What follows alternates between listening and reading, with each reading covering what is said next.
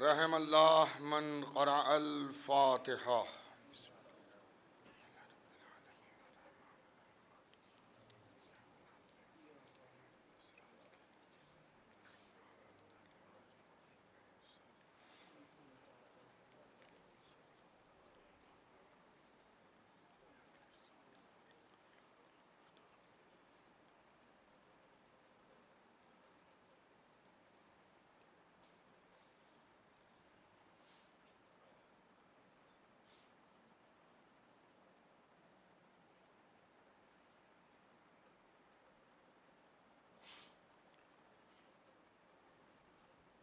اعوذ باللہ من الشیطان اللعین الرجیم، بسم اللہ الرحمن الرحیم، الحمد للہ رب العالمین، والصلاة والسلام علی اشرف الانبیاء والمرسلین وشفیع المذنبین ابی القاسم محمد وآل بیت الطیبین الطاہرین المعصومین المظلومین من یومنا ھذا الی قیام یوم الدین، اما بعد فقد قال اللہ سبحانہ تبارک و تعالی وقول الحق، بسم اللہ الرحمن الرحیم، قل ان کنتم تحبون اللہ فاتبعونی یحببکم اللہ ویغفر لکم ذنوبکم واللہ غفور الرحیم۔ صلوات بھیجیں۔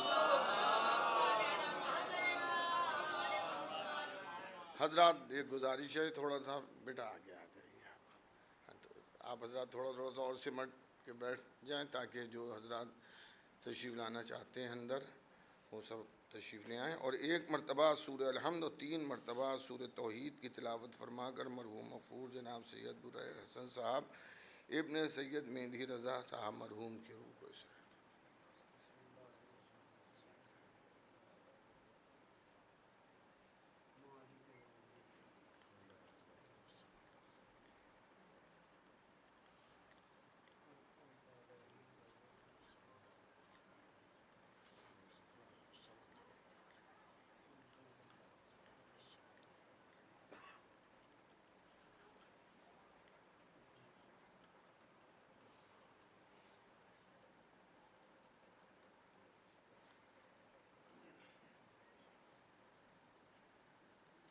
ایک اور بلند تر صلوات بھیجیے گا محمد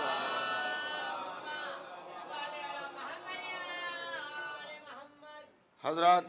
پروردگار عالم قرآن مجید میں حضور ختمی مرتبت کے ذریعے ان تمام لوگوں کو اس چیز سے آگاہ کر رہا ہے کہ جو یہ کہتے ہیں کہ ہمیں اللہ سے دعوی محبت ہے، اور ارشاد رب العزت اس طرح سے ہو رہا ہے کہ آپ کہہ دیجئے کہ جسے اللہ سے محبت ہے، جو بھی دعوی محبت کر رہا ہے اللہ سے، وہ میری اتباع کرے، اور جب وہ میری اتباع کرے گا تو اللہ اس سے بھی محبت کرے گا اور اس کے گناہوں کو معاف کرے گا، اور بڑا ہی وہ غفور الرحیم ہے۔ عالم اسلام میں جسے دیکھیے وہ یہی کہتا ہوا نظر آئے گا کہ ہم جو کچھ کر رہے ہیں وہ اللہ کی محبت میں کر رہے ہیں۔ اگر خنجر سے لہو بھی ٹپک رہا ہے تو یہی کہتا ہوا نظر آئے گا کہ صاحب یہ عمل بھی ہم نے اللہ کی محبت میں کیا ہے۔ اگر قرآن کی آیت بھی پڑھ رہا ہے اور خود ظلم کر رہا ہے تو اس کا مطلب یہی ہوگا کہ ہم اللہ کی محبتی میں سب کر رہے ہیں۔ مسلمان جتنے بھی فساد دنیا میں بپا کر رہے ہیں، جب ان سے پوچھئے تو وہ بھی یہی کہتے ہیں کہ ہم اللہ کی محبت میں کر رہے ہیں۔ طالبان جو ساری دنیا میں دہشت گردی پھیلائے ہوئے ہیں، ان کا نعرہ بھی اللہ اکبر ہی ہے، اور ان کے جھنڈے میں بھی لا الہ الا اللہ ہی لکھا ہوا ہے، اور جب ان سے پوچھئے تو وہ بھی یہی کہتے ہوئے نظر آئیں گے کہ ہم اللہ کی محبت میں یہ کر رہے ہیں۔ لیکن قرآن یہ کہہ رہا ہے کہ اگر تمہیں اللہ سے دعوی محبت ہے تو تم میرا اتباع کرو، یعنی حضور ختمی مرتبت کا اتباع کرو۔ اب انسان جتنا بھی دعوی محبت کرے اللہ سے، لیکن اگر اتباع پیغمبر اسلام نہیں ہے تو پھر وہ اپنے دعوے میں جھوٹا ہے۔ اب جو بھی دعوے محبت کرے اور جو بھی یہ کہے کہ یہ عمل ہم اللہ کی خوشی کے لیے کر رہے ہیں، تو اسے سیرت پاک حضور ختمی مرتبت میں دیکھیے۔ اگر حضور کی سیرت سے مطابقت کر جائے تب تو وہ سچا ہے محبت میں، اور اگر سیرت کچھ کہہ رہی ہو اور عمل مسلمان کچھ کہہ رہا ہو تو وہ جھوٹا ہے، کاذب ہے۔ عزیزان گرامی، ہم شیعوں پر ایک الزام جو یہ ہے کہ ہم آل محمد کو مانتے ہیں، رسول کو نہیں مانتے، یہ الزامی ہی غلط ہے۔ ہم اہل رسول کو مانتے ہی اس لیے ہیں کہ ہم نے اتباع پیغمبر اسلام کیا ہے، اتباع رسول میں ہم مانتے ہیں۔ دیکھیں، ایک کام ہوتا ہے کہنا اور ایک کام ہوتا ہے عمل کر کے دکھانا۔ بھائی پوری توجہ کیجئے گا، ایک یہ ہے کہ میں نے کوئی بات کہی آپ سے، اور ایک بات یہ ہے کہ میں نے اسے عملی جامہ پہنا کے آپ کی خدمت میں اسے پیش کر دیا۔ تو ہم اہل بیت پیغمبر کو جو مانتے ہیں وہ اتباع پیغمبر اسلام میں مانتے ہیں۔ اور جب آپ غدیر کے منبر پر دیکھیں گے تو نبی نے عمل کر کے بھی دکھایا، زبان سے بھی بتایا، ہاتھوں کو اٹھا کے دکھا رہے ہیں یہ میرا عمل ہے کہ میں ان سے محبت کرتا ہوں، اور زبان سے بتا رہے ہیں من کنت مولا فہذا علی مولا۔ ایک صلوات بھیجیے گا محمد و آل محمد۔ ایک اور اس سے یا علی صلی علی محمد و آل محمد۔ تو عزیزان گرامی، اتباع پیغمبر اسلام اللہ سے سچی دعوی محبت ہے۔ پڑھتے رہے کوئی نمازیں، رکھتا رہے کوئی روزے، اور دیتا رہے کوئی زکوٰۃ، لیکن اگر اتباع پیغمبر اسلام میں اس نے عمل انجام نہیں دیا ہے تو یہ تمام اعمال جو ہیں اس کے لیے بیکار ہیں، جب تک کہ وہ اتباع پیغمبر اسلام میں عمل انجام نہ دے۔ اب جو لوگ یہ کہتے ہیں کہ صاحب آپ کیوں مانتے ہیں، تو اس کیوں کا جواب صرف اتنا ہے کہ ہم اس لیے مانتے ہیں کہ ہم مسلمان ہیں، ہم نے محمد رسول اللہ کا کلمہ پڑھا ہے۔ اگر ہم نے محمد رسول اللہ کا کلمہ نہ پڑھا ہوتا تب آپ یہ کہتے کہ آپ انہیں کیوں مانتے ہیں، ہم مسلمان ہیں۔ اب اس میں گھبرانے کی بات نہیں ہے، آپ خود ان سے کراس کوشچن کیجئے، آپ ان سے یہ پوچھئے کہ آپ کیوں نہیں مانتے ہیں۔ قرآن کی کوئی آیت سنائیے جس میں کہا گیا ہو اہل رسول کو نہ ماننا، پیغمبر کی کوئی حدیث دکھائیے جس میں فرمایا ہو نبی نے کہ ہمارے اہل بیت کو نہ ماننا۔ تو عزیزان گرامی، نہ کوئی آیت دکھا سکتا ہے، نہ تاریخ کے کوڑے دان سے بھی کوئی حدیث جھوٹی نکال کے دکھا سکتا ہے کہ جس میں نبی کریم نے یہ فرمایا ہو کہ میرے اہل بیت کو نہ ماننا، بلکہ قرآن بھی کہہ رہا ہے اہل بیت کو مانو، سیرت پیغمبر اسلام بھی کہہ رہی ہے کہ اہل بیت کو مانو۔ تو اب جو مسلمان مان رہے ہیں ان کے لیے تعجب نہ کیجئے، جو نہیں مان رہے ہیں اور اپنے کو مسلمان کہہ رہے ہیں ان پر تعجب کیجئے کیسے مسلمان ہیں۔ ہم تو اہل بیت پیغمبر کو مانتے ہیں۔ کہ دیکھیے معاملہ یہ ہے، مانتے تو ہم بھی ہیں مگر آپ کی طرح سے نہیں مانتے ہیں، ہماری طرح سے اور آپ کی طرح سے کیا ماننے میں کیا نہیں، مانتے تو ہم بھی ہیں۔ ہم بھی حضرت علی کرم اللہ وجہہ کو مانتے ہیں، ہم بھی بی بی زہرا کو مانتے ہیں، ہم بھی حسنین علیہ السلام کو مانتے ہیں، سب کو مانتے ہیں، مگر آپ کی طرح سے نہیں مانتے ہیں۔ ہمارے یہاں کیا ہے کہ آپ کے یہاں دکھاوا ہے ماننے میں، ہمارے ہاں دکھاوا۔ بھئی کیا دکھاوا ہے؟ کہ یہ یام اعظم میں آپ آ جائیے، یہ کالے بینر، یہ سیاہ لباس، یہ مجلسیں، یہ سلواتیں، یہ نعرے، یہ نظر و نیاز، یہ ذوالجناح، یہ تابوت، یہ سینہ زنی، یہ نوا خوانی، یہ سب دکھاوا ہے۔ دل سے مانیے۔ ارے تو مانیے دل سے، بہت اچھی بات ہے، ہم کب کہہ رہے ہیں کہ آپ ظاہر میں مانیے اور دل سے نہ مانیے، مگر امام حسین سے بڑھ کے امام حسین کا خدا ہے، اللہ ہے، اس کو بھی دل سے مانیے۔ دکھاوے کی ضرورت کیا ہے؟ کیا بھئی وہاں کیا دکھاوا؟ بھئی یہ نماز پڑھنے کی ضرورت کیا ہے؟ روزہ رکھنے کی ضرورت کیا ہے؟ حج کرنے کی ضرورت کیا ہے؟ ریش مبارک بڑھا لینے کی ضرورت کیا ہے؟ دل سے مانیے آپ اللہ کو۔ کہا یہ کیسا مولوی ہے، کس کو بلا لائے آپ ہیں کہ جو کہہ رہا ہے کہ اللہ کو دل سے مانگیے، نماز نہ پڑھیے، روزہ نہ رکھیے، زکوٰۃ نہ دیجیے، داڑھی نہ رکھیے، مسجد میں نہ جائیے، یہ سب دکھاوا ہے۔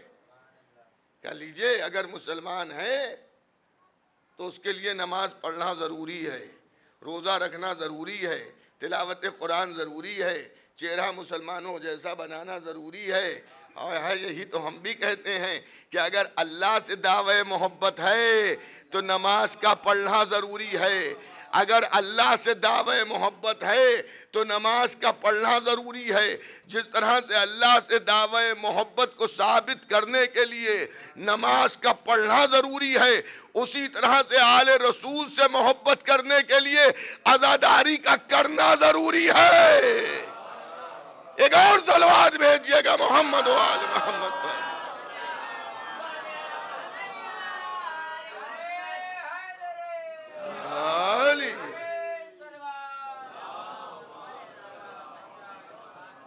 آل رسول کا ماننا ضروری ہے، عزاداری کا کرنا ضروری ہے، یہ دکھاوا نہیں ہے، یہ بھی سیرت پاک پیغمبر اسلام ہے۔ پیغمبر اسلام کی سیرت پہ یہ سب آپ کو مل جائے گا۔ اچھا کبھی کبھی اپنے بھی کچھ بکرات ہو جاتے ہیں، جیسے ان کے کیا کبھی کبھی محب اہل بیت پیدا ہو جاتے ہیں، تو اسی طرح سے کبھی کبھی اپنے کیا جو ہے وہ کچھ ایسے ویسے ہو جاتے ہیں کہ جن کی سمجھ میں نہ امام باڑہ آتا ہے، نہ جن کی سمجھ میں روضہ آتا ہے، نہ جن کی سمجھ میں شبیہ تابوت آتی ہے، نہ جن کی سمجھ میں علم آتا ہے، نہ جن کی سمجھ میں تعزیہ آتا ہے۔ اچھا جن کی سمجھ میں یہ کچھ نہیں آتا، ہماری سمجھ میں وہ نہیں آتے۔ ایک اور صلوات بھیجئے گا محمد و آل محمد۔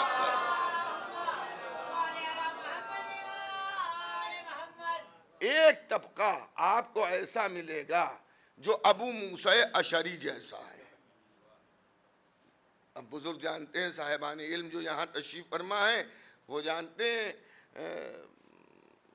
بھائیوں یا جو باہر تشریف فرما ہے ہمارے نوجوان چھوٹے بھائی، ان کی خدمت میں عرض کر دوں کہ ابو موسیٰ اشعری جو تھا، ہوا یہ کہ جب جنگ صفین ہو رہی تھی تو عمر عاص نے، یہ جو تھا یہ بہت ہی خبیث قسم کا تھا عمر عاص، اور اس نے ایک پلاننگ کی کہ ایسا ہے کہ ایک خطیب ہماری طرف سے جائے اور ایک خطیب علی کی طرف سے آئے، حضرت علی علیہ السلام کی طرف سے، اور وہ آ کے تقریر کرے مجمع میں، اور ہمارا خطیب یہ کہے کہ آپس میں مسلمان لڑ رہے ہیں اور یہ سب ختم ہونا چاہیے خوریزی، اور ہم نے اپنے امیر یعنی شام اندھیروں کا امیر جو ہے یزید، اب اس کے لیے مختصر اس کا تعارف یہ ہے کہ وہ یزید کا بھی باپ ہے، آپ سمجھ گئے نا، تو اسے ہم معزول کرتے ہیں۔ اس کے بعد حضرت علی کی طرف سے جو خطیب آئے، جو ہمارا زر خرید غلام ہو، وہ حضرت علی کو معزول کرے، اور اس کے بعد جب وہ حضرت علی کو معزول کر دے تو ہمارا خطیب جو ہے وہ کہے کہ میں نے اپنے الفاظ واپس لیے، یا اسے وہ اس لفظ کو دبا جائے، اور معاملہ یہ ہو، یا بعض کتابوں میں اس طرح سے بھی لکھا ہوا ہے کہ حضرت علی کا جو خطیب ہو وہ یہ کہے کہ میں نے معزول کیا، اور اس کے بعد جب ہمارا خطیب آئے تو وہ یہ کہہ دے کہ ہم نے تو اپنے امیر کو معزول نہیں کیا ہے۔ تو مولا علی عبداللہ ابن عباس کے لیے فرما رہے تھے کہ یہ جائیں، لیکن وہاں کو زور اس بات پہ ہوا کیونکہ ایک نہیں بہت سے خریدے گئے تھے۔ ہاں اسے بھی آپ سمجھ لیجئے کہ ضروری نہیں ہے کہ کوئی ایک گمراہ ہو، پوری جماعت گمراہ ہوتی ہے، تو وہاں صاحب پورا لاٹ کی لاٹ گمراہی کی طرف جا چکی تھی، تو انہیں کہا نہیں ابو موسیٰ اشعری کو بھیجا جائے۔ اچھا ابو موسیٰ اشعری نے جو کچھ اس سے کہا گیا تھا وہی کیا اس نے، لیکن ظاہراً وہ حضرت علی کی حمایت میں بولنے کے لیے منبر پہ گیا تھا، صاحبان علم سے واقف ہیں، ظاہراً وہ حضرت علی کی حمایت میں بولنے گیا تھا، مگر بول آیا خلاف حضرت علی، لیکن اس کے نتیجے میں کیا ہوا؟ اس کی دنیا بھی خراب ہوئی، اس کی آخرت بھی خراب ہوئی۔ تب ہوشیاری کا تقاضا یہ ہے کہ جب بھی منبر پر کوئی حق اہل بیت بیان کرنے کے لیے آئے تو حق ولایت بیان کرے، مصائب حسین بیان کرے، دنیا بھی سنورے گی اور آخرت بھی بنے گی۔ ایک اور صلوات بھیجیے گا۔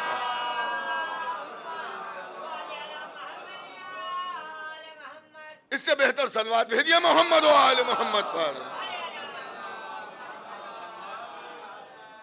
اچھا عزیزان گرامی، دیکھیں معاملات کو آپ سمجھیے اور اس چیز کو آپ غور کیجئے اور دیکھیے، اور اس میں مثلاً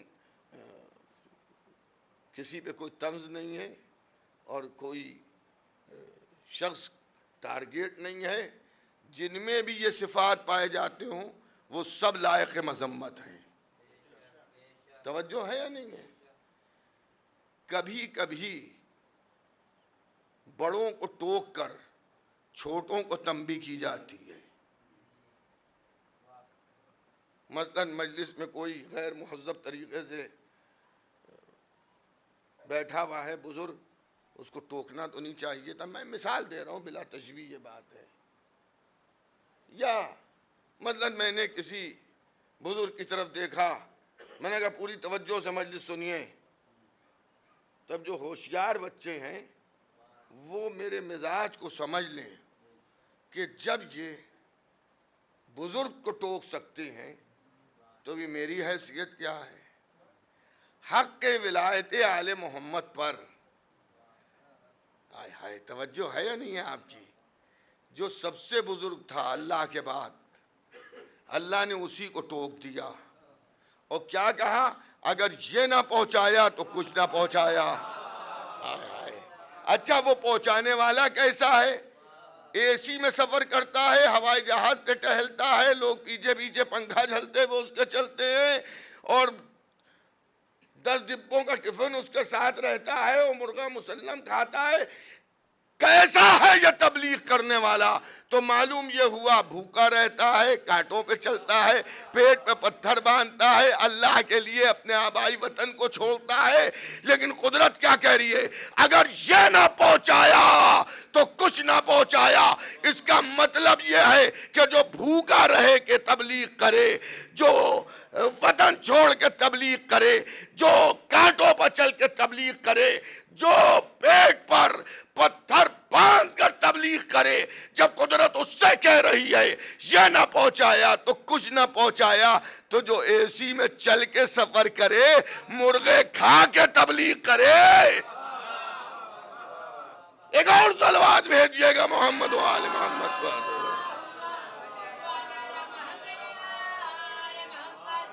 اب اسے سمجھ لینا چاہیے کہ اگر حق ولایت اہل بیت، اچھا یہ بھی سمجھ لیجئے کہ کربلا کی جنگ ولایت آل محمد کی وجہ سے ہوئی ہے۔ دیکھیں یہ چیز میں بھی پڑھتا ہوں، سبھی پڑھتے ہیں کہ امام حسین نے نماز کو بچایا، روزے کو بچایا، زکوٰۃ کو بچایا، حج بیت اللہ کو بچایا، بے شک بچایا۔ میں آیا ہوں یہاں مجلس پڑھنے کے لیے، میں یہاں مجلس پڑھنے کے لیے آیا ہوں۔ اگر میرا مجلس پڑھنے کا وعدہ نہ ہوتا تو میں کہیں اور مجلس پڑھ رہا ہوتا، یہاں نہ آتا۔ لیکن جب یہاں میں آیا، آپ سب سے میری ملاقات ہوئی، آپ نے اگر کوئی بات پوچھی میں نے اس کا جواب دیا۔ اگر آپ میں سے کسی نے کہا مولانا ایک استخارہ دیکھ دیجئے، میں نے آپ کے لیے استخارہ دیکھ دیا۔ آپ نے اگر مجھ سے یہ کہا کہ مولانا کل میرے کیا مجلس ہے، آپ تشریف لائیے گا، تو اگر میرے پاس وقت ہوا تو میں نے کہا میں انشاءاللہ ضرور حاضر ہوں گا۔ لیکن میں یہاں نہ استخارہ دیکھنے آیا ہوں، نہ میں مسائل بیان کرنے آیا ہوں، نہ میں یہاں آپ سے ملاقات کرنے کی غرض سے آیا ہوں، نہ میں یہاں اس لیے اپنے گھر کی مجلس کے متعلق مجھ سے کچھ کہیں۔ میں آیا ہوں مجلس پڑھنے کے لیے، لیکن اگر اس مجلس کے صدقے میں مومنین سے ملاقات ہو جائے تو بری بات نہیں ہے، کسی کا استخارہ دیکھ دوں تو یہ بری بات نہیں ہے، کوئی مجلس میں اپنے کیا مدعو کر لے تو یہ کوئی عیب کی بات نہیں ہے، لیکن در حقیقت میں آیا ہوں یہاں مجلس پڑھنے کے لیے۔ کربلا میں حسین جو گئے تھے تو وہ ولایت کو بچانے کے لیے گئے تھے۔ اب جب ولایت بچی تو خود بخود نماز بھی بچ گئی، روزہ بھی بچ گیا، زکوٰۃ بھی بچ گئی، حج بھی بچ گیا، شریعت بھی بچ گئی، انسانیت بھی بچ گئی۔ ایک اور صلوات بھیجئے گا محمد والے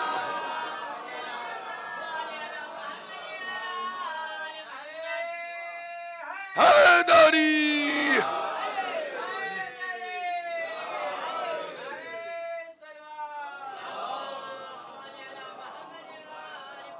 پورا دین بچ گیا، لیکن در اصل امام حسین ولایت بچانے کے لیے گئے تھے، اس لیے کہ وہاں خود جو دشمن ہے، جو لڑنے آیا ہے، جو پورے لشکر کو کمانڈ کر رہا ہے یزید کے، وہ خود یہ کہہ رہا ہے کہ ہم آپ کے بابا کی عداوت میں آئے ہیں۔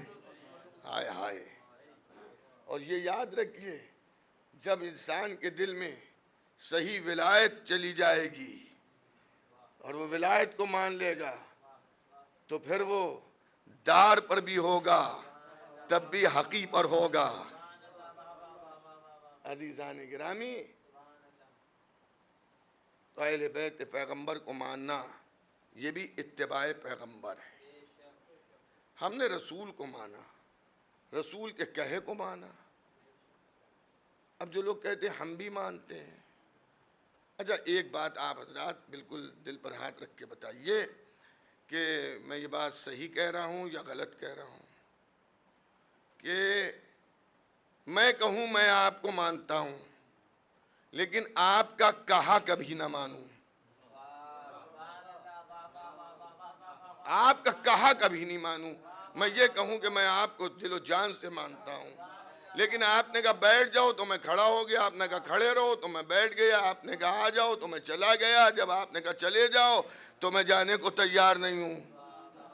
توجہ ہے یا نہیں ہے؟ تو آپ کیا کہیں گے؟ مانتا ہے مجھے؟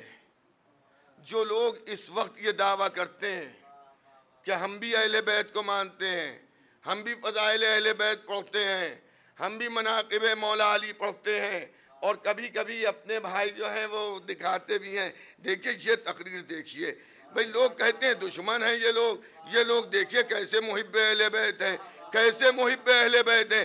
اما یہ دیکھو کہ جب وقت اذان آئے تو مان کس کی رہے ہیں؟ بھئی توجہ ہے یا نہیں ہے؟ جب وقت اذان آیا نہ اذان میں مانی، نہ وضو کرنے میں مانی، نہ نماز میں مانی، نہ روزے کے افطار و سحر میں مانی، نہ زکوٰۃ کی ادائیگی میں مانی، نہ حج بیت اللہ میں مانی، حد یہ ہے کہ قربانی کے جانور تک میں تو مانی نہیں۔ ایک صلوات بھیجئے محمد و آل محمد پر۔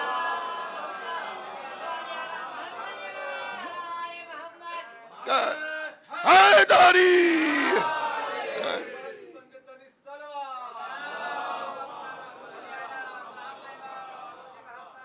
تو عزیزان گرامی کس چیز میں مانی؟ آپ ایک چیز ہمیں بتا دیجئے۔ حد یہ ہے کہ داڑھی کے سٹائل تک میں نہ مانی، ٹوپی لگانے کے انداز تک میں نہ مانی، جی ہاں لباس میں آپ اس تک میں تو مانی نہیں، ہر بات میں مخالفت ہے۔ میں آپ کی خدمت میں مثال دیے دیتا ہوں کہ صاحب رات بھر قصیدہ خوانی ہو رہی ہے، آپ بھی بیٹھے میں ہیں، ادھر آ جائیے، ادھر تشریف صلوات بھیجئے۔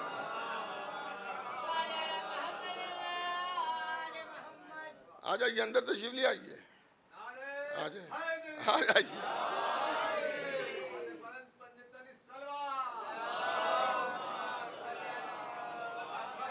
بھئی دیکھیے ایسا ہے، میں مجلسیں بھی پڑھتا ہوں، نماز بھی پڑھاتا ہوں، اور یہاں بہت سے لوگ ایسے ہیں کہ جنہوں نے میرے پیچھے نماز بھی پڑھی ہے اور مجھے پڑھاتے دیکھا بھی ہے، لیکن میں نماز میں کبھی کسی سے نہیں کہتا کہ آگے آ جائیے۔ ہاں مجلسوں میں برابر کہتا ہوں، ہاں یہ بھی ایک غدیر کی سنت ہے۔ ہائے ہائے، توجہ ہے یا نہیں ہے؟ بھئی نماز میں جو جہاں پہ آ جائے، جہاں پر لگ جائے، جس رکعت میں اللہ اکبر کہے کہ شامل ہو جائے، اس میں کوئی یہ نہیں کہے گا ارے صاحب آگے آئیے یہاں بیٹھ جائیے۔ ہر آدمی اپنی اپنی جگہ پر بیٹھا ہوا ہے، لیکن جب مجلس ہوتی ہے تو بلایا جاتا ہے، تشریف لائیے، آگے آئیے، کیونکہ غدیر میں بھی جو پیچھے رہ گئے تھے اس کا انتظار کیا گیا تھا۔ کسی خطیب کا بڑا اچھا جملہ ہے، وہ فرماتے تھے کہ سب قرآن کے ماننے والے ہیں تو اکٹھا سے نہیں آئیں گے، جیسے دھیرے دھیرے قرآن نازل ہوا ہے۔ ایک اور صلوات بھیجیے گا محمد و آل محمد۔ لیکن حضرات جو جہاں پر بیٹھے، بس اتنی گزارش ضرور ہے جب صلوات کی درخواست ہو تو مل جل کے صلوات بھیجیے گا محمد۔ تو عزیزان گرامی، برادران ایمانی، محبان اہل بیت پیغمبر، عزاداران امام مظلوم کربلا، رات بھر ایک شیعہ نشری بھی ہے، غیر شیعہ بھی ہے، وہ بھی مسلمان ہے، اور صورت سے وہ بڑا مسلمان لگ رہا ہے، اس لیے اس کی ریش مبارک بڑی ہے، اس کی ٹوپی ذرا سی اونچی سی لگی ہوئی ہے، اور ہو سکتا ہے سبز کرتا پائجامہ پہنے ہوئے ہو تو اور وہ مطلب اسلامی رنگ بھی دکھ رہا ہے اس کا، ہے، اور ایک ادھر جو ہے وہ بھی پڑھ رہے ہیں قصیدے، وہ بھی پڑھ رہے ہیں، اور دوسرے جو ہے سبحان اللہ ماشاءاللہ وہ بھی جھوم جھوم کے ریش مبارک پہ ہاتھ پھیر پھیر کے تعریف کر رہے ہیں۔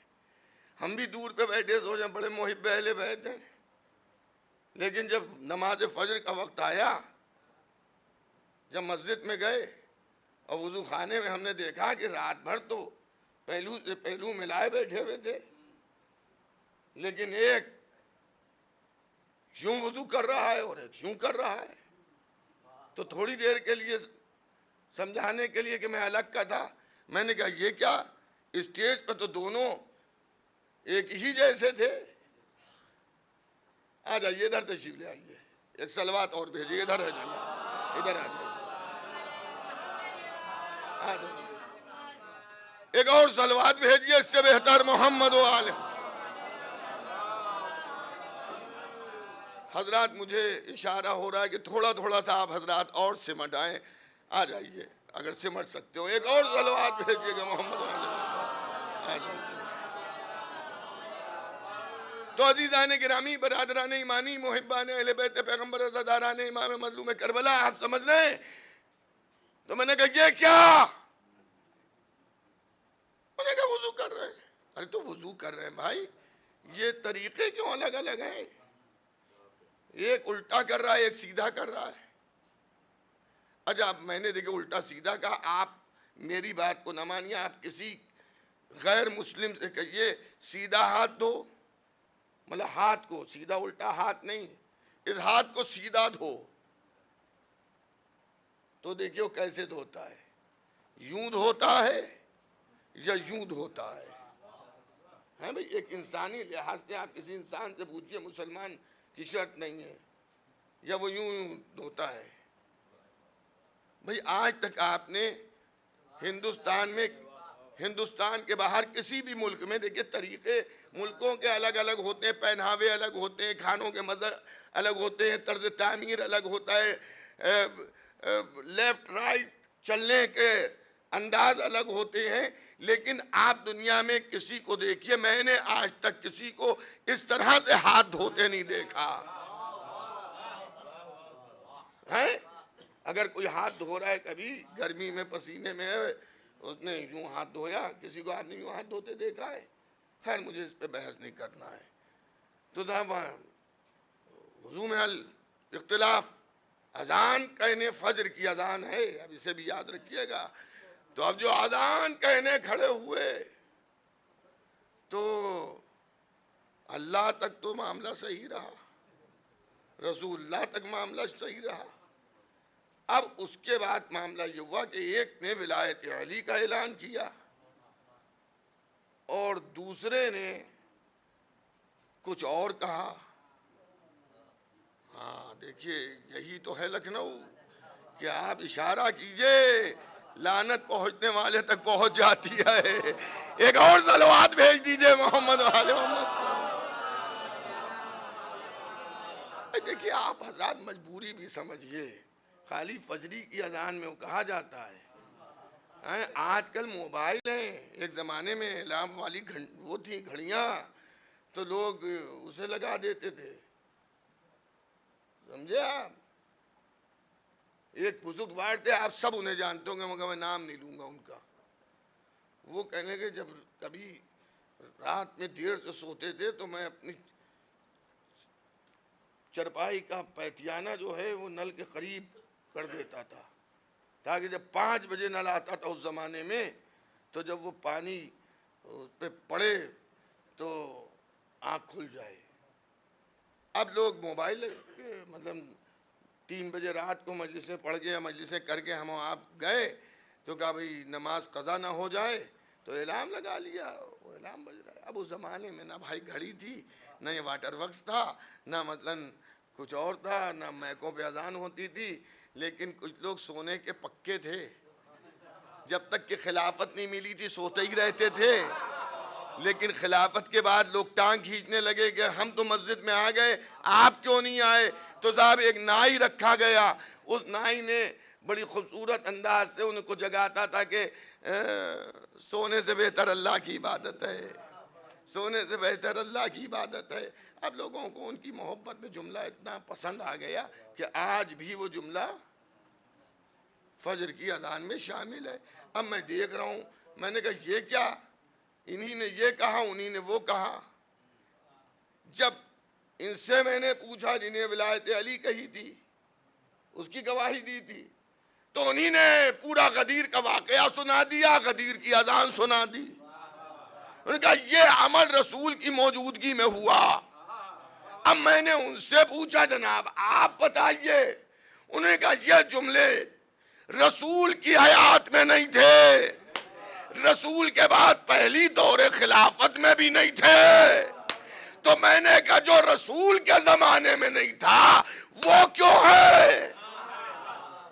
اب انہی نے ایک صاحب کا نام لیا, میں باوضو ہوں, میں نہیں لینا چاہتا ان کا نام, لیکن باوضو اگر ان کا نام لے بھی لیا جائے لعنت کے ساتھ تو کوئی منادی نہیں ہے, کیونکہ یہ عمل بھی عبادت ہے. ایک اور صلوات بھیجئے گا محمد وآل محمد. اجازہ نماز اذان میں بھی وہ نماز میں کھڑے ہوئے تو وہاں طریقے میں اختلاف. ایک صاحب ہاتھ کھولے کھڑے ہیں, دوسرے صاحب بالائے نافات باندھے ہیں, تیسرے صاحب زیر نافات باندھے میں. بھئی یہ کیا ہے؟ کہا دیکھئے یہ سب کچھ نہیں ہے, ہم سب ایک ہیں. ہم نے کہا مگر ہمیں تو سمجھائیے, ایک جو ہے وہ روزہ کھولے لے رہا ہے, دوسرا ابھی انتظار کر رہا ہے. بھئی یہ کیا, سب چیزوں میں اتحاد ہے, نہ سحر میں اتحاد ہے نہ افطار میں اتحاد ہے. کذا معاملہ ہے ایک. دیکھیے کوئی کہے گا ہم فقہ حنفی پہ عمل کرتے ہیں, ہم فقہ حنبلی پہ, ہم شافعی پہ, ہم مالکی پہ, اور ادھر ہم نے کیا کہا ہم فقہ جعفری پہ عمل کرتے ہیں. ہیں تو عزیزان نہیں سب پہ عمل نہیں کرتے, ہم فقہ جعفری پر عمل کرتے ہیں. ہم فقہ جعفری پر عمل کرتے ہیں. تو عزیزان گرامی فقہ جعفری کے اوپر ہم عمل کرتے ہیں. فقہ جعفری کیا ہے؟ فقہ جعفری جو ہے وہی فقہ علویہ ہے. فقہ علویہ کیا ہے؟ وہی فقہ محمدیہ ہے جو مطابق لوح محفوظ ہے.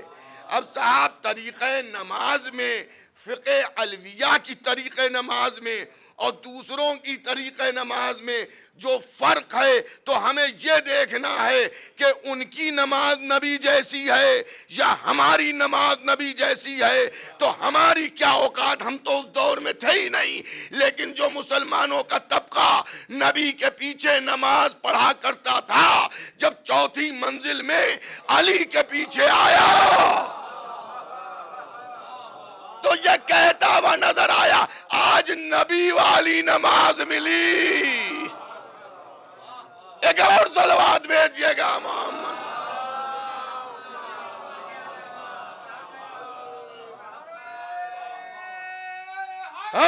حیدری.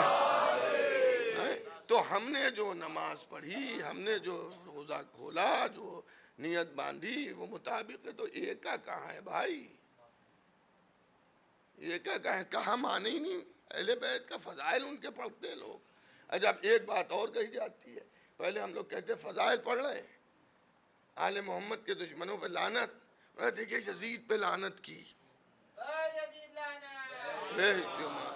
دیکھیے یزید کے باپ پر لعنت کی. اس کے آگے بھی کچھ اور بیک گیئر لگائیے. یزید کے باپ کو جو لایا تھا اس پر، جو ان کو لایا تھا ان پر، جو ان کو لایا تھا ان پر.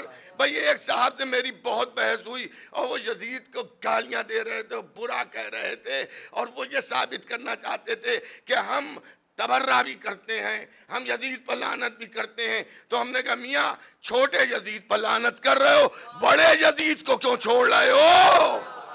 اب وہ چوکے اور چوک کے کہنے لگے کہ مولانا بڑا یزید کون ہے؟ ہم نے کہا جو بیٹے کو قتل کرے وہ چھوٹا یزید، جو ماں کو قتل کرے وہ بڑا یزید.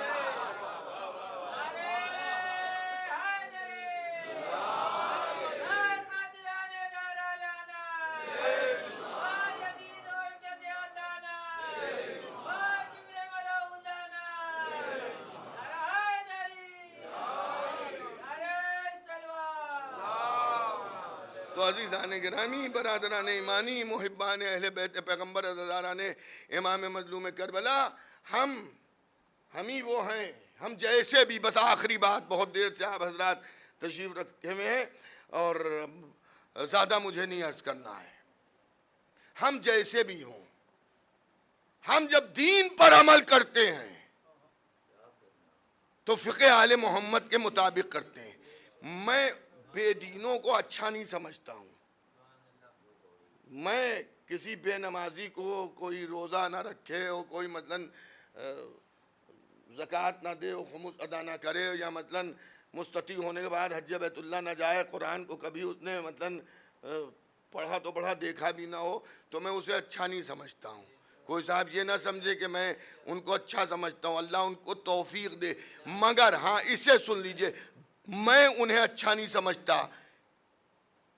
آپ حضرات جو دیندار ہیں، اگر ان کے مقابل اسے رکھا جائے. ایک شیعہ بچہ ہے، بے دین ہے، دین پر پورا عمل نہیں، گنڈا دار عمل کرتا ہے. جب آپ سے اس کا مقابلہ ہوگا تو میں کہوں گا یہ زیادہ اچھے ہیں. لیکن اگر آپ پاٹے نالے و غلام حسین سے مقابلہ کرائیے گا تو میں کہوں گا جیسا بھی ہے یہ اچھا ہے. میرے پاس، میں نے دعویٰ کیا، میرے پاس دلیل موجود ہے. میں نے دعویٰ کیا، میرے پاس دلیل موجود ہے.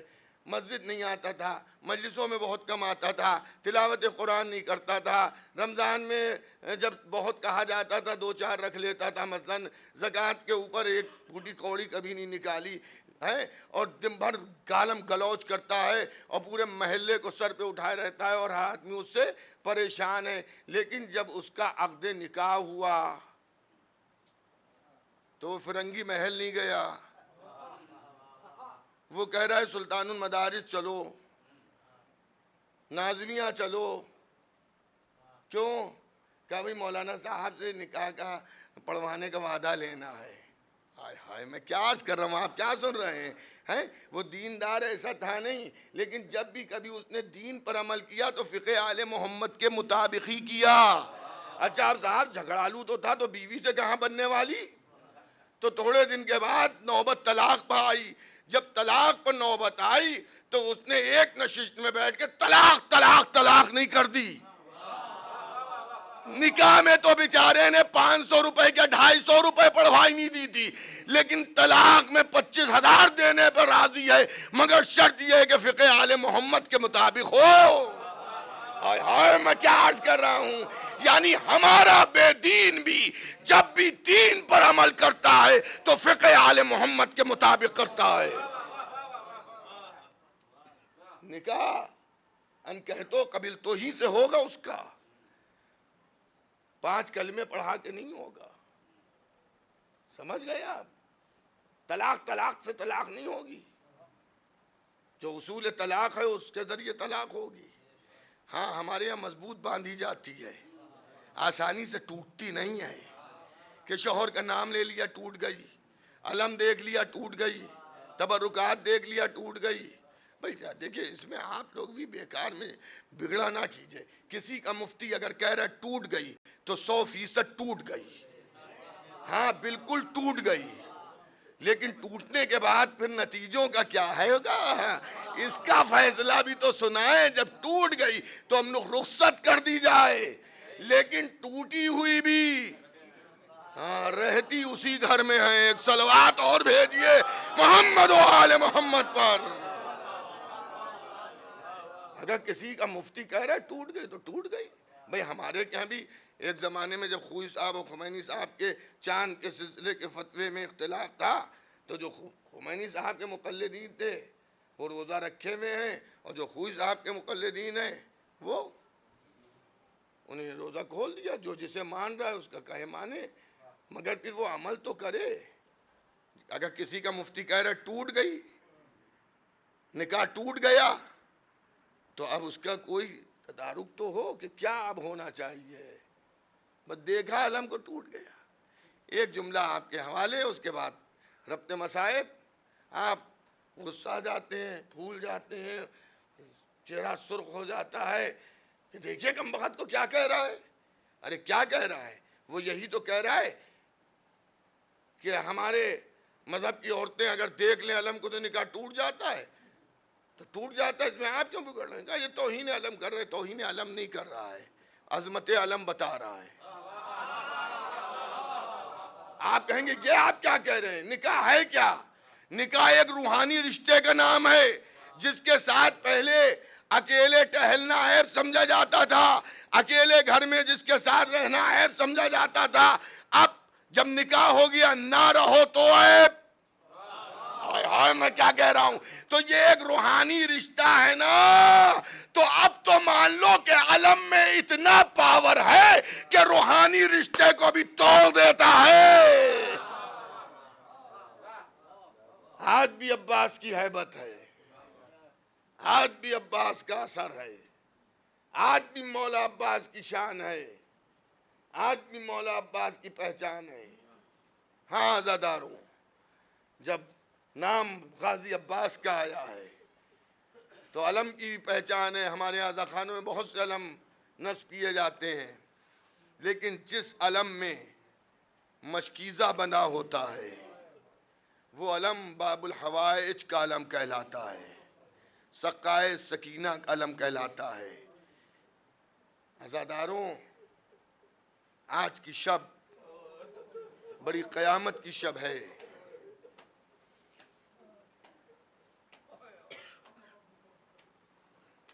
میں آج کی شب کو شب عاشور کی شب سے زیادہ غمگین شب کہوں گا.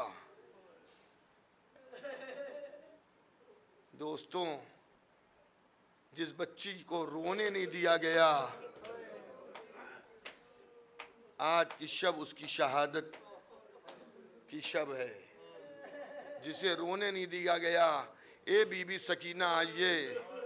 ابھی تو پوری طرح سے مصائب شروع نہیں ہوئے ہیں، لیکن لوگ زانو بھی پیٹ رہے ہیں، لوگ آنسو بھی بہا رہے ہیں، لوگ سر بھی جھکا رہے ہیں. اے عزاداروں، آپ جب سے پیدا ہوئے ہیں اور آپ کو اچھے برے کی تمیز آئی ہے، آپ اس وقت سے امام حسین کا غم منا رہے ہیں اور رو رہے ہیں، بلکہ اس سے پہلے سے آپ. حد یہ ہے کہ اب تو بچے جو ممی ڈیڈی نہ کہہ پائیں وہ بھی نام حسین پہ روتے ہوئے آپ نے دیکھے ہوں گے. اے عزاداران امام، لیکن کربلا کی سکینہ جب رو رہی ہے تب تماچا کھا رہی ہے. تازیانوں پہ تازیانے، دروں پہ درے پڑ رہے ہیں. میں آپ کی خدمت میں، ہمارے آپ کے گھر میں یہ ہوتا ہے، آپ نے دیکھا ہوگا بچوں کے کان چھیدے جاتے ہیں. جب کان بچوں کے چھیدتے ہیں تو کبھی کبھی کانوں کی لووں پر سوجن آ جاتی ہے تو مائیں چکنائی اس پر لگاتی ہیں. لیکن جب ماں چکنائی لگانا چاہتی ہے تو بچی تڑپ کے چیختی ہے ہاتھ نہ لگانا. جبکہ ایک سوئی کے ناکے کے برابر کان میں سوراخ ہوتا ہے۔ اللہ اللہ، اب ذرا اس بچی کے لیے تصور کیجئے کہ جس کی لبیں پھٹی ہوئی ہے۔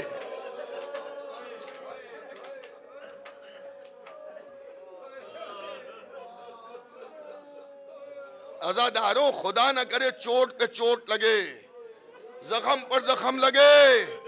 جب چوٹ پہ چوٹ لگتی ہے تو آدمی تلملا جاتا ہے، تڑپ جاتا ہے۔ زخم پر زخم لگ جائے تو آسانی سے ٹھیک نہیں ہوتا۔ روز عاشور جس کی لبیں پھٹی ہوئی تھی، شمر ملون نے ارے اس طرح سے گوشوارے کو کھینچا کہ سکینہ نے کانوں پہ ہاتھ رکھ دیے۔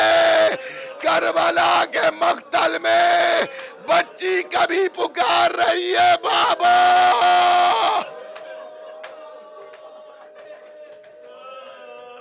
کبھی کہہ رہی ہے چچا عباس۔ لہو بہ رہا ہے، لہو بہ رہا ہے۔ اے عزاداروں، زخم سوکھ نہ پایا تھا کہ بار بار کانوں سے لہو ٹپک رہا ہے، اس لیے کہ کبھی ہولی تماچے مار رہا ہے، کبھی شمر تماچے لگا رہا ہے، کبھی سنان تماچے لگا رہا ہے۔ عزاداروں، عمومی طور پہ مجلسوں میں پڑھا جاتا ہے کہ سکینہ کے تماچے مارے گئے، سکینہ کے تازیانے مارے گئے، لیکن آپ کو میں ایک بات بتاؤں، جب بچی کو جکڑ کے اونٹ کی پشت پر باندھا گیا تھا اور بچی تڑپ کے بابا کو پکار رہی تھی تو ظالم نیزوں سے اذیت دے رہے تھے۔ ارے بچی تڑپ تڑپ کے کبھی ماں کو آواز دے، کبھی پھوپھی کو پکارے۔ اسی عالم میں سکینہ کبھی تازیانہ، کبھی نیزے کی اذیت، کبھی تماچے، دربار یزید تک پہنچی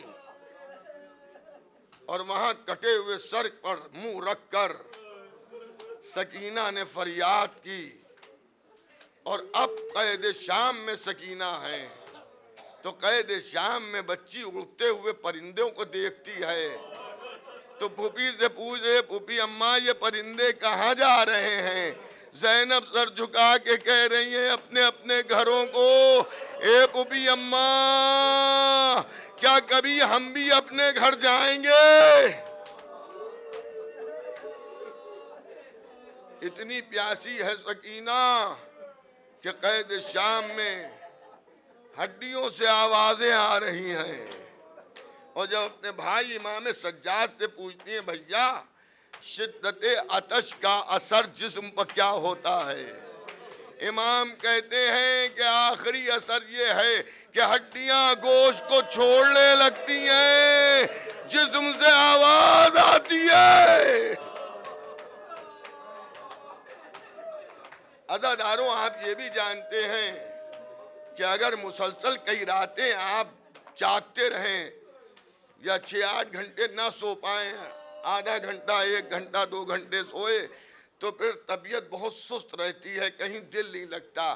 اب اس بچی سے پوچھئے جو شام غریبہ سے جاگ رہی ہے، کبھی اسے نیند نہیں آئی، مگر آج ہی کی رات اسے نہ جانے کیسے ریت کے بستر پر نیند آ گئی۔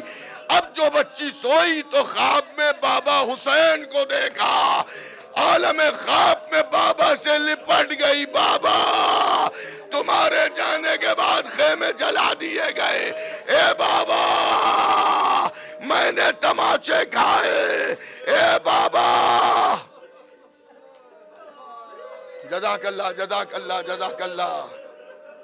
اے بابا اب سکینہ جانے نہیں دے گی تو حسین کہتے بیٹی میں اب تمہیں لے کے جاؤں گا، میں تمہیں لینے آیا ہوں، ہم اور آپ بھی کبھی کوئی ایسا اچھا خواب دیکھ لیں جو لوگ وطن سے باہر رہتے ہیں انہیں معلوم ہے، کبھی گھر والوں کو دیکھ لیتا ہے آدمی، ایک دم سے آنکھ کھل جاتی ہے، سکینہ بھی چوکی کے بابا لینے آیا ہے، لیکن اب جو چوکی تو کیا دیکھا، وہی اندھیرا قید خانہ ہے، وہی ریت کا بستر ہے، بچی اٹھی کبھی ادھر دوڑی بابا، کبھی ادھر دوڑی بابا، پھوپھی زینب نے گود میں اٹھا لیا، اب تڑپ کے کہتی ہے پھوپھی اماں میرا بابا کہاں ہے، میرا بابا کہاں ہے، میرا بابا کہاں ہے؟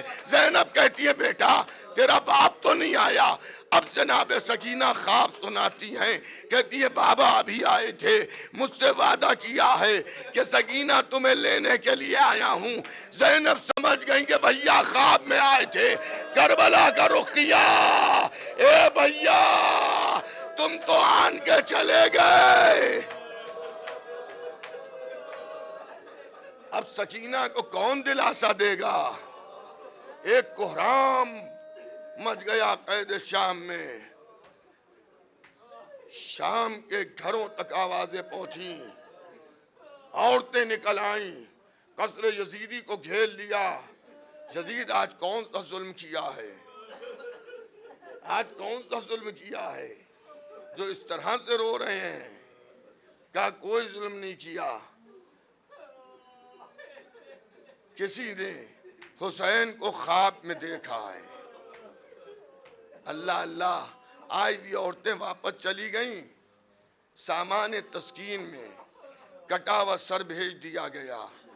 اے عزاداروں، آج بھی یہ دستور ہے کہ اگر گھر میں کسی کی ماں یا باپ مر جاتا ہے تو لوگ اس سے متعلق اشیاء کو چھپا دیتے ہیں، اس لیے کہ جب اولاد کی نظر پڑے گی تو بے اختیار یاد آئے گا۔ اے عزاداروں، سال بھر کے بعد اب جو سر حسین کو سکینہ نے دیکھا، رخسار پر رخسار پھر رکھ دیا۔ اے بابا تمہاری رگے گردن کس نے کاٹی؟ اے بابا، بابا گوشوارے چھین لیے گئے۔ اے بابا، سکینہ تماچے کھا رہی ہے، روتے روتے بچی خاموش ہو گئی۔ پھوپھی زینب یہ سمجھی کئی راتوں کی جاگی ہوئی تھی، باپ کے سر کو دیکھا نیند آ گئی، لیکن آواز دی زینب نے سکینہ میں نے بھی بھیا کا دیدار بڑے عرصے سے نہیں کیا ہے، سکینہ اب سر حسین مجھے دے دو۔ ایک آواز پر پھوپھی کی بولنے والی آج جب کئی آوازوں پر نہ بولی تو ایک مرتبہ آواز دی سجاد، ارے ذرا دیکھو سکینہ جواب نہیں دیتی۔ لیجے امام آگے بڑھے، نفس پہ ہاتھ ڈالا، اے پھوپھی اماں قیامت، ارے میری بہن دنیا سے رخصت ہو گئی۔ اب ذرا تصور کیجئے، سکینہ کا لاشا ہے، سینے پر سر حسین ہے، دونوں ہاتھوں سے سر حسین پکڑے ہیں اور چاروں طرف سیدانیاں رو رہی ہیں۔ اب کی آواز اور بلند ہوئی، شام کی عورتوں نے پھر قصر یزیدی کو گھیرا۔ اے یزید یہ کیا ہو رہا ہے؟ یزید نے کہا گھبراؤ نہیں، کوئی قید شام میں مر گیا ہے، کوئی قید شام میں مر گیا ہے۔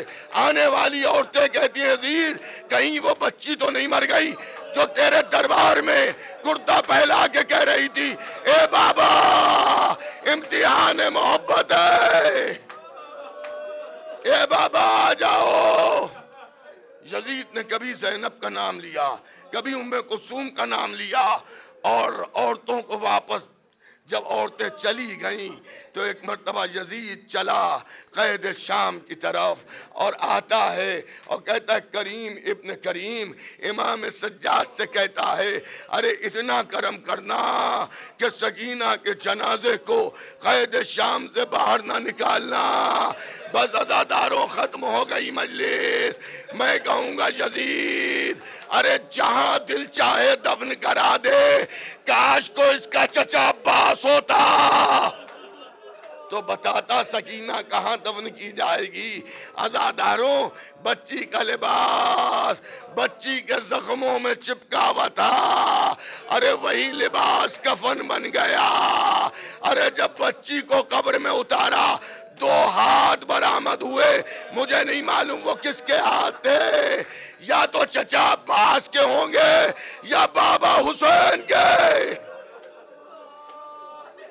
بس 1 منٹ اور رو لیجئے، نہیں آپ کا جتنا دل چاہے روئیے، 1 منٹ میں مجلس تمام ہو رہی ہے۔ عزاداروں، سکینہ کی آہیں انقلاب لے آئیں، لٹی ہوئی چادریں واپس مل گئیں۔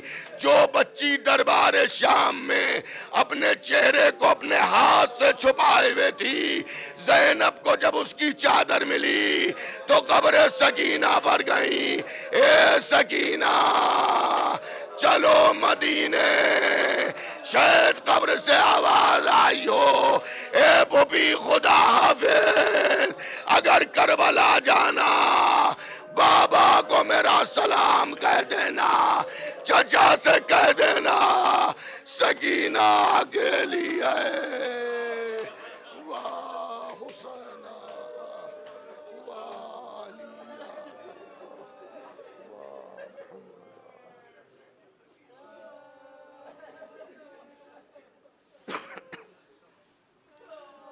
پروردگارہ اس مجلس کے فضائل و مصائب کو قبول فرما، ہم سب کے گناہ کبیرہ گناہ صغیرہ کو بالی سکینہ کے صدقے معاف فرما۔